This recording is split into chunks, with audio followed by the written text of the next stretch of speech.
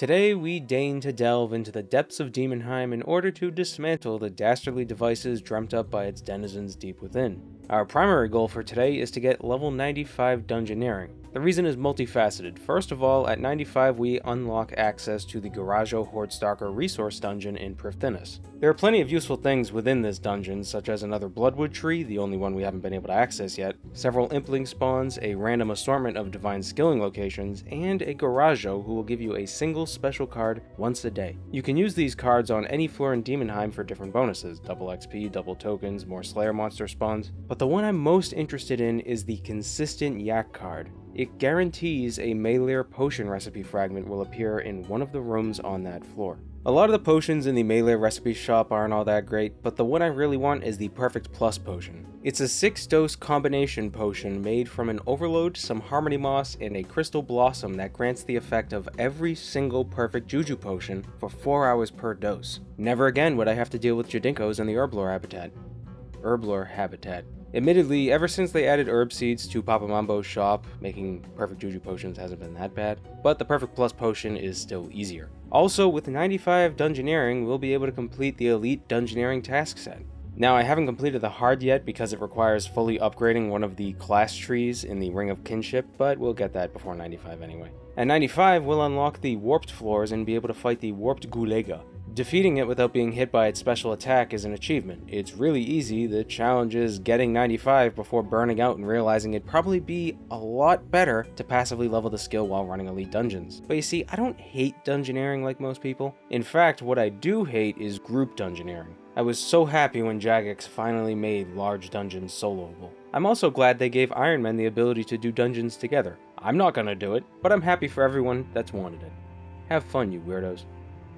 First up, we need to change our relics. The Deathless relic makes death in Daemonheim meaningless. Normally you'd lose XP for dying, but this relic nullifies that. So now we can be a bit more careless without worry. Next is Shadow's Grace, introduced with the Sentistan Dig Site. It's identical to the mobile perk, but you don't need to have an augmented item with the perk. Since we can't bring anything into Daemonheim anyway, it's the only option we have for reducing the cooldowns of Bladed Dive and Surge. Finally, Persistent Rage prevents our adrenaline from draining out of combat. It's just a convenient thing since we'll be in and out of combat a lot. Having thresholds ready to use against certain monsters will be very useful. Next, I'm gonna make some lock melters. They allow you to skip a room's puzzle once per floor. They're good if you don't have the level to complete the puzzle or you just can't stand the puzzle. Personally, I like to use them on those barrel pushing rooms. I also never did 2 of the Fremennik sagas, Thok your block off and Thok it to him. I was going to talk about them in detail, but who cares? Thok punches stuff and we get a reward. Now, I'm well aware that solo dungeoneering isn't optimal, but I don't like the stress of being in a group and feeling like I'm holding everyone up. I like playing at my own pace. Sometimes I'm sweaty, other times I'm chill and dry as a bone.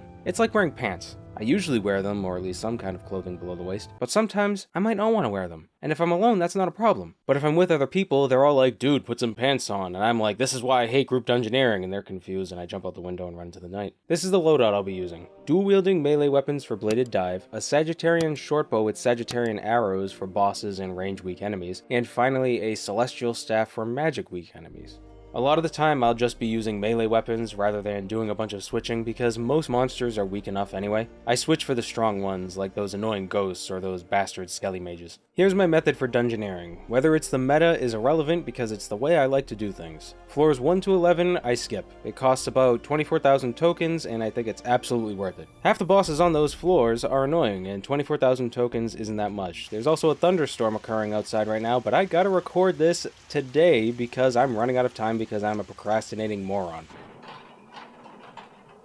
God damn it. Next, for floor 12 to 35, I do complexity 6 smalls with guide mode on. What is guide mode?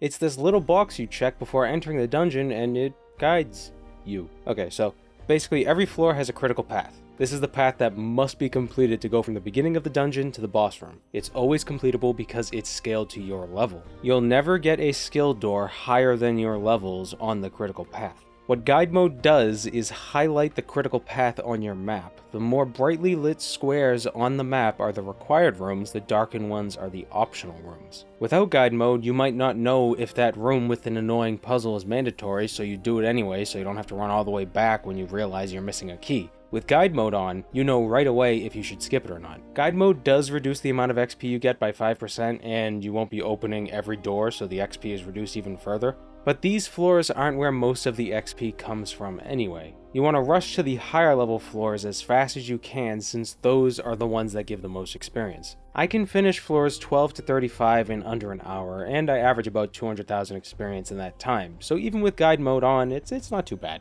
Floor 36 onward is all larges. These floors were giving me around 80 to 90,000 experience on the low end, and about 120,000 on the high end. The lower you go, the more XP you get. My fastest times were around 20 minutes, but if I was getting unlucky and kept getting those stupid ferret puzzles, the floor would sometimes take 30 minutes. Doing larges from floor 36 and up was a bit more experience per hour than the guide mode smalls. I probably could have done guide mode smalls over and over again rather than doing larges, but I wanted to minimize the amount of time I spent on the abandoned floors since the skeleton horde boss is hot garbage. The less frequently I reset my progress, the fewer times I'd need to complete the abandoned floors on my grind to 95. Why? Divine Skin Weaver. Not a garage-o. Not a garage door. But a divine Skin Weaver. Goddamn floaty goats. Can we just remove this room from Dungeoneering? It sucks. No one likes it. I hate waiting. Just, let's go. And it was to unlock an empty room. Okay. 88 Dungeoneering? Mod Ryan recently asked in a tweet what changes we'd like to see made to Dungeoneering, and the accompanying Reddit thread was full of great suggestions. My personal suggestion would be to add a Slayer-like block list for bosses. You could pay tokens to skip the floors, but that costs a lot of tokens, and frankly, I don't mind doing the floors, it's just the bosses I dislike. See, now this is a boss I like. See, the secret here is to use magic, because then you don't have to deplete his armor. For whatever reason, magic goes right through his armor, so you don't need to use a pickaxe to break through. Very easy. The utter relief I feel when I don't see a friggin' platform right here. One thing I do recommend is when he's close to dying, hit him with a combust, because he will teleport and still take damage from the combust when he lands, and then he'll die. So he's going to take some damage there. He's going to teleport, and he's going to come back, and he dies. And there you go. It's very quick. 89 Dungeoneering?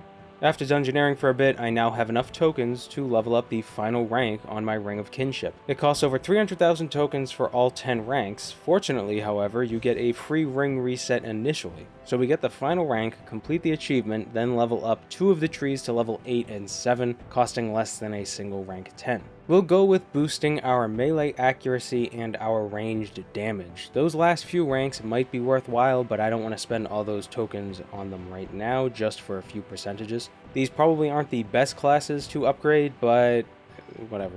Now let's buy some scrolls. Rapid Renewal is a requirement for the Heart achievements, so we'll get that for 38,000 tokens. We'll get the Scroll of Daemonheim as well. Any skilling action has a 50% chance to grant 5% of that experience as Dungeoneering experience. I mean, why the hell not? We'll grab the Scroll of Quick Teleportation as well, so we don't need to sit through the home teleport animation. First, we'll turn on Rapid Restore and sit around for a minute, not realizing that's the wrong prayer. I did the wrong prayer. It's this one.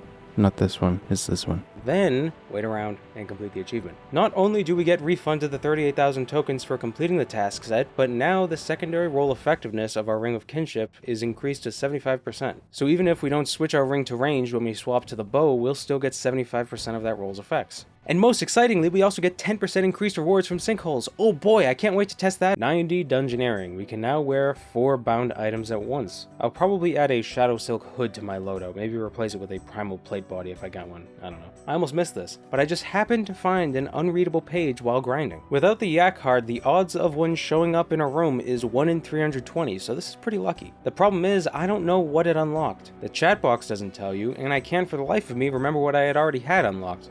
It wasn't a perfect plus It wasn't a perfect plus potion. I think that's here. But I don't know which one I didn't have. Was it this? I have no idea. Oh well. Back to Daemonheim.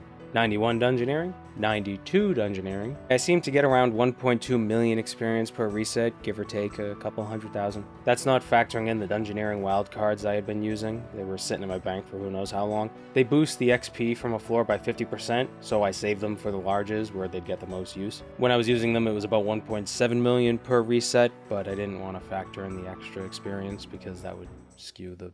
It's about a million.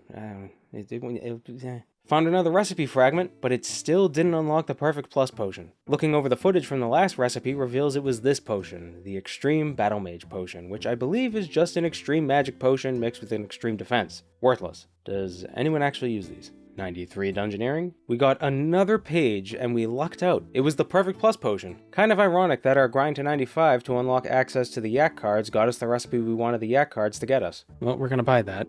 1 million coins.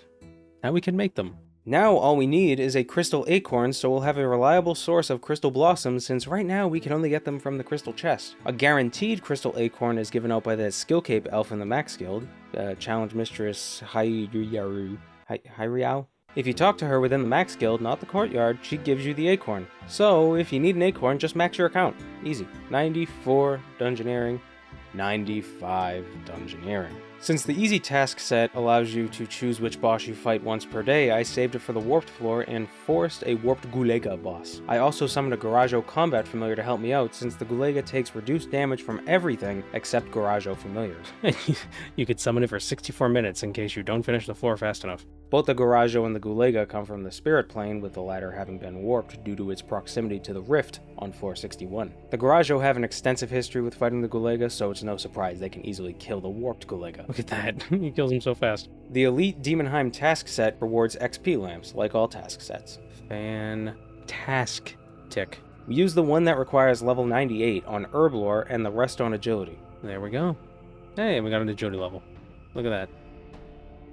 What's great about this task set is the extra gatestone. So when we go for the 99 grind, we'll have the group gatestone, the green personal gatestone, and the shiny new red personal gatestone. It might only speed up larges by a couple dozen seconds, but it does add up over time. But that's a grind for a different day. Right now, I'm going to enjoy my newly acquired resource dungeon, although since we already got the perfect plus potion, it doesn't really matter that I unlocked it. I mean, the Bloodwood tree is nice, I guess, and the divine locations, but you know what? The 99 grind will be more satisfying.